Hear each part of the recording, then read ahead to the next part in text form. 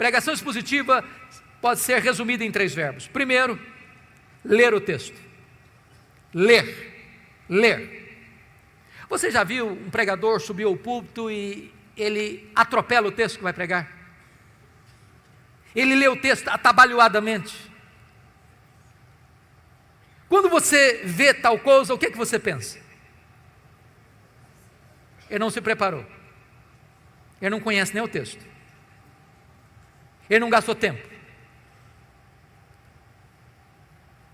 Talvez ele está dizendo o seguinte: o que importa aqui não é o texto que eu estou lendo, é o que eu vou falar depois. Deixa eu dizer uma coisa para você. A parte mais importante de um sermão é o texto. Porque só vai ser sermão se ele expor o texto que ele leu. Então é uma recomendação: leia o texto 1 vez, 5 vezes, 10 vezes, 20 vezes. Leia. Deixe que esse texto entre em você. Se possível, decore o texto. Leia com entusiasmo, leia com vibração, porque quando a pessoa vê você ler o texto e diz: esse homem tem alguma coisa para nos dizer. Segunda coisa, segundo verbo, explicar o texto. Calvino dizia que pregação é explicação da Escritura. A não ser que você explique o texto, você não pregou.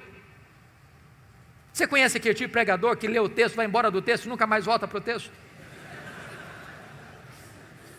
Ele viaja, faz viagens internacionais e espaciais. E você pergunta: meu Deus, mas por que ele leu esse texto?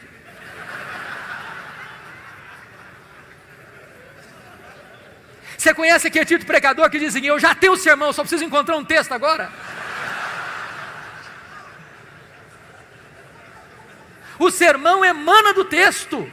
O sermão é a explicação do texto. E por isso nós temos uma palavra técnica que os pastores conhecem, que é exegese.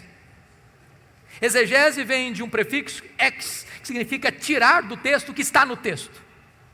Cave o texto, descubra o texto, veja o que está lá. E às vezes nós não encontramos essas pepitas de ouro na superfície, é preciso cavar. Esse é o papel do pregador: ir para o texto, perguntar ao texto, mergulhar no texto, descobrir as riquezas do texto, trazer isso à tona. Sabe, irmãos, quando uma igreja se acostuma com pregação expositiva, ela não quer mastigar palha mais.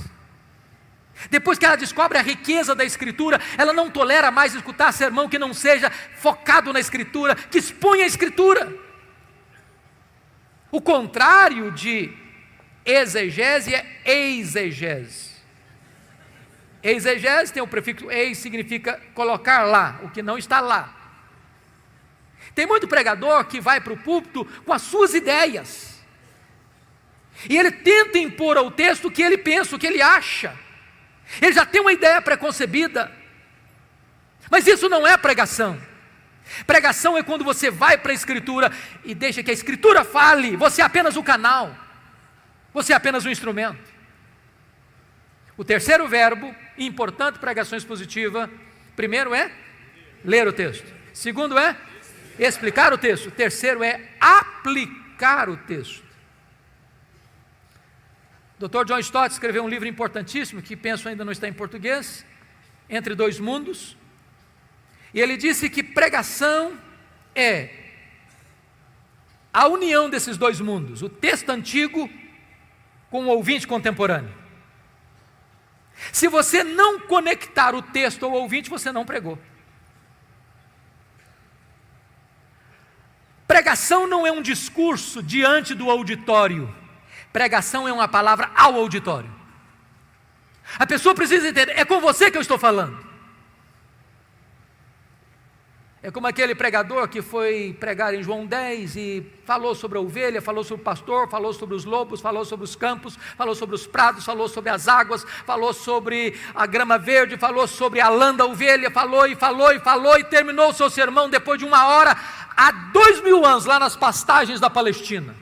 E o auditório perguntou: e daí? E daí? Isso tem a ver comigo?